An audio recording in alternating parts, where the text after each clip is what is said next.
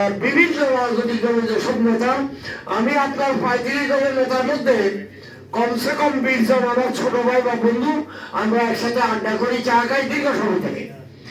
আমি অনেকগুলো সম্মানিত বক্তার বক্তব্য শুনেছি, অনেক মূল্যবান বক্তব্য দিয়েছেন। শওকত মাহমুদ ভাই চলে গেছেন, আমি জানি না মিলন ভাই আমাকে আমার ধন্যবাদটা পৌঁছাবেন কিনা। উনি কিছু কথা বলেছেন, উনি যে বক্তব্যটা আপনাদের কাছে দিয়ে গেছেন, আমি 100% ওনার বক্তব্যের সঙ্গে একমত, একেবারে হুবহু ওনার বক্তব্যের সঙ্গে আমি একমত। যেটা শওকত ভাই চলে গেছেন, এই ধন্যবাদটা দেবেন যে আমি ধন্যবাদ দিচ্ছি।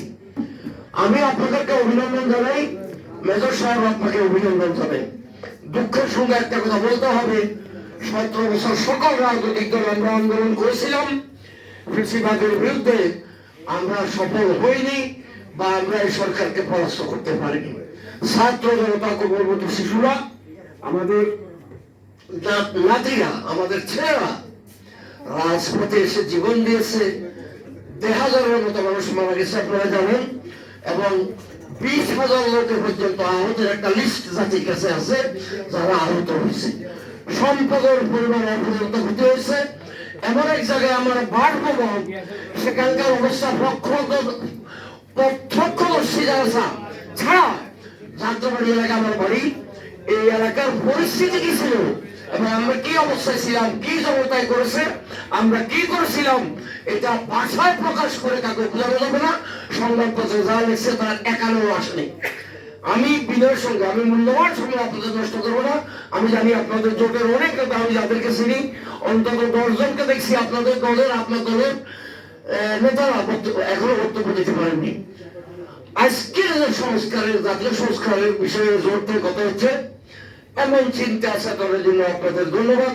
দেশে ইতিমধ্যে বিপ্লব একটি হয়ে গেছে, সকলেই স্বীকার করেন। খুব ইনিয়ে বিনিয়ে হলেও প্রশ্নটা আসছে, ভারত বিভক্ত না হলে বাংলাদেশ হতো না। এ সত্য জাতির সামনে প্রমাণ হয়েছে। 47 সালে যদি ভারত বিভক্ত করে হবে না হতো। আমি যে দলটি বিলং করি, এই দলের নেতৃত্বে 41 বছর লড়াই করে আমরা এই দেশকে বিভক্ত করতে পেরেছিলাম। আমাদের 1 কোটি লোক সেদিন মারা গিয়েছিল ভারতবর্ষ ভাগ্যের জন্য। এটা কোন দিক নায়ক বলেছে, আমি বলিনি। সংস্কার 5 অগস্ট শেষ হয়ে গেছে। আপনারা দেখতে পারেন, আপনারা নোট নিতে পারেন। বাংলাদেশ মুসলিম লীগের পক্ষ থেকে আমরা সেদিন বলেছিলাম যে এটি একটি বিপ্লব হয়েছে।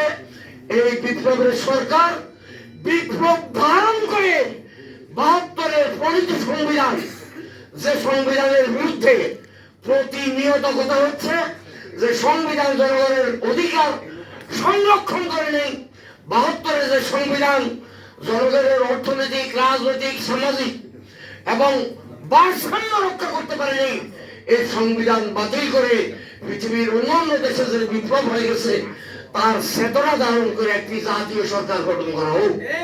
যদি জাতীয় সরকার গঠন হতো, আজকে বিতর্কের কোনো প্রশ্ন ছিল না। আজকে যারা মাদ্রাসা দিচ্ছে, আমি কারো নাম বলছি না, আজকে যারা মনে করছে যে আমি রাষ্ট্র ক্ষমতায়, আবার কেউ মনে করছে যে আমি রাষ্ট্র ক্ষমতার কাছাকাছি, কেউ মনে করছে যে আমি চলে যাব, নির্বাচন, সংস্কার সবকিছু ঘোরাটে এবং এলোমেলো হয়ে গেছে।